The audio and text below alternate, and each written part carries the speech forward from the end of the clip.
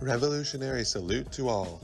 Today I'm going to be talking about a violent street organization that goes by many names. 12, the Fuzz, Coppers, Pigs, the list goes on. That's right, I'm going to be talking about the police. In George Orwell's words, a natural enemy of the worker. Or in the words of Huey P. Newton, the co-founder of the Black Panther Party for Self-Defense.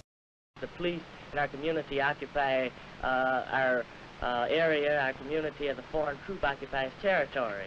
And the police are there not to, in our community, not to promote our welfare or for our security and our safety, but they're there to contain us, to brutalize us and murder us, because they have their orders to do so. And just as the soldiers in Vietnam have their orders to destroy the Vietnamese people.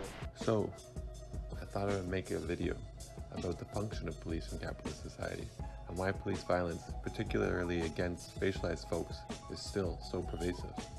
During the mass uprising following the police murders of George Floyd, Breonna Taylor, and Ahmaud Arbery, defund the police and abolish the police became slogans of a movement, along with, of course, Black Lives Matter, a term asserting Black people's dignity and worth in the face of a white supremacist power structure in the United States and globally. It must be said that the spectacular violence brought to light by the movement against police murders isn't the only violence that police inflict upon poor, working class, and racialized communities. There's a daily reality of threats, coercion, unnecessary force, invisibilized by our belief that police are meant to protect and serve. But are they? Really? The officer applies pressure to his opponent by forcing the baton forward and upward. If necessary, an officer can move the tip end of the baton up and down in a grinding motion over his opponent's ribs. There are many combinations of these three basic methods of attack. So what, in the end, will stop police brutality, or more appropriately termed police terrorism, and the oppressive conditions that many face, in particular Black and brown folks, in modern capitalist society? I initially was going to address traditional cosmetic police reforms, like implicit bias training, body cams, community policing, and diversifying police departments. But my video ended up being over 30 minutes long. For the sake of time, I'll break it down in plain proletarian language, as Fred Hampton would say. Cosmetic police reforms ain't shit. They're not going to stop the epidemic of police violence, and they have been proven time and time again to be ineffective at combating police terrorism. All of these reforms fail to adequately address the problem of police violence, but rather work to expand police power and legitimacy. If you want more info on why these reforms don't work, I would advise you check out Alex Vitale's phenomenal book, The End of Policing. Here's Alex. Have to understand the nature of policing and the ways in which the reforms that are most popular, and I'm thinking here a lot of the things that are included in these consent decrees or that are contained in Obama's Task Force on Policing report, they sort of misunderstand the nature of policing and its impact on communities. And so a lot of what they do is try to reestablish the legitimacy and the functionality and professionalism of policing without interrogating the kind of mission that the police have been given. So I always say a totally lawful, professional, unbiased, low-level drug arrest is still fundamentally unjust and serves no positive social purpose.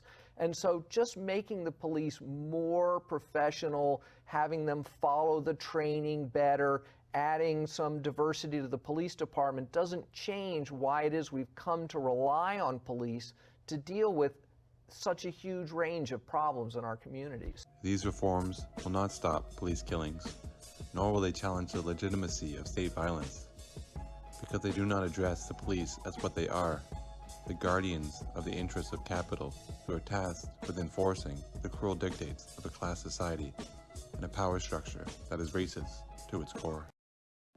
So if we look at the core function of police, is it really to fight crime? We are sold this constant stream of propaganda on our televisions from the time we were children. Cop show after cop show, repeating the same narratives and ideological justifications ad nauseum. But do these representations actually reflect reality?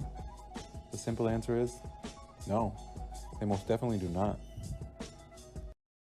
The police spend the vast majority of their time on non-criminal matters, including patrol, paperwork, noise complaints, traffic infractions, and dealing with people in distress. A recent New York Times study revealed police spend only a small fraction of their time responding to violent crime calls. We're talking like 4% low. The study examines data that some police departments make available to the public, but not all police departments are so forthcoming. If the police do not deal with violent crime very often, then what do they spend most of their time doing? Simple answer, nearly everything. They spread like tentacles into almost all facets of society. But why does the scope of police activity have to be so large? It doesn't really. We can prioritize helping those in need instead of punishing them. One thing we must do is stop buying into this false narrative that police are putting their lives on the line, dealing with violent criminals on a regular basis. It is simply untrue. Agricultural workers, steel workers, construction workers, and truck drivers all have more dangerous jobs than cops. Imagine a worker in one of these professions violently abuses an average citizen. Could they use the excuse that their job is dangerous to shield themselves from accountability? We can see how ludicrous that would be. It is purely propaganda, spoon-fed to us by a corporate media environment of local and national news organizations, cop movies, and TV shows, that police operate in an environment of constant violence, so they must employ violence and bend the law against so-called bad guys. So if the function of police is not to fight crime, what is it? To examine the social function of police, we can look back at its origins. Let's have a little history lesson about how the modern police were created and how they were developed historically to see if it has any relevance on our actions today. In the US, their lineage traces back to slave patrols. Let that sink in.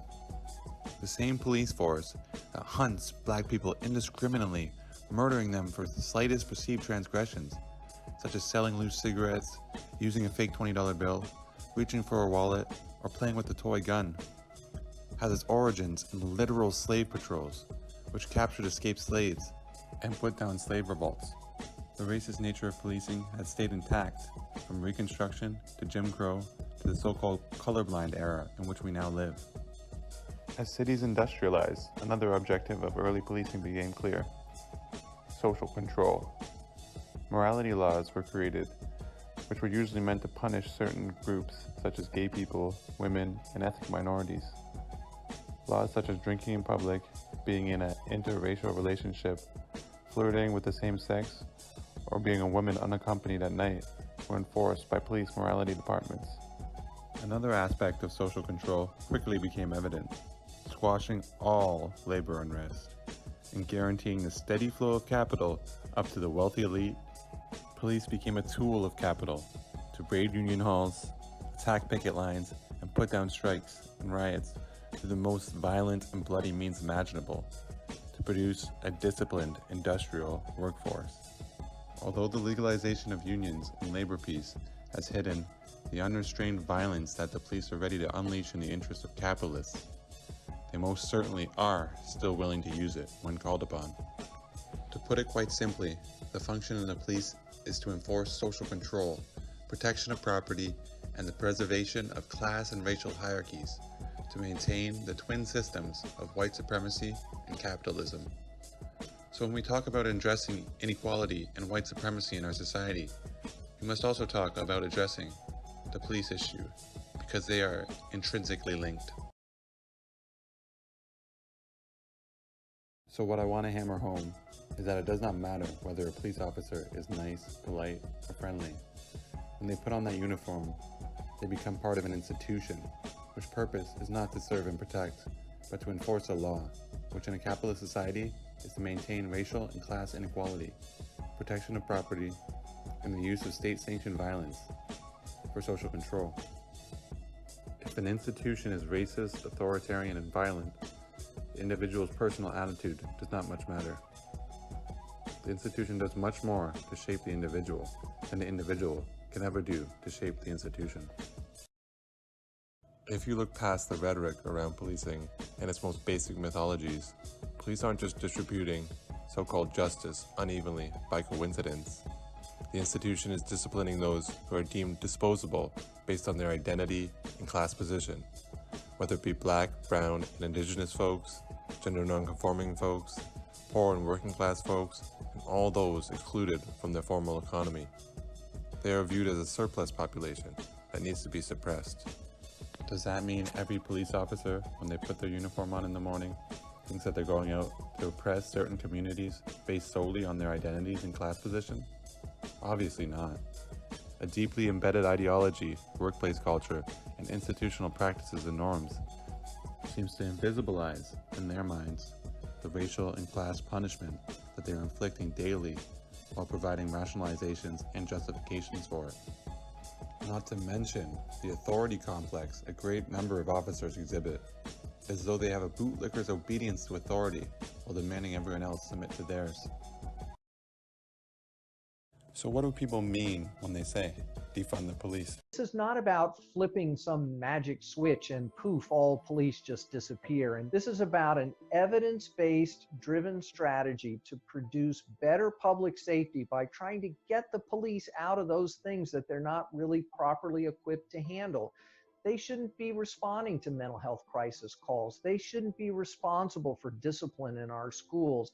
They shouldn't be harassing the homeless. Activists argue that if the movement is adopted, it will lead to safer communities because the millions of dollars spent on police departments will be directed to community programs. And the millions and billions and trillions that we waste on the military and the police need to go to our communities.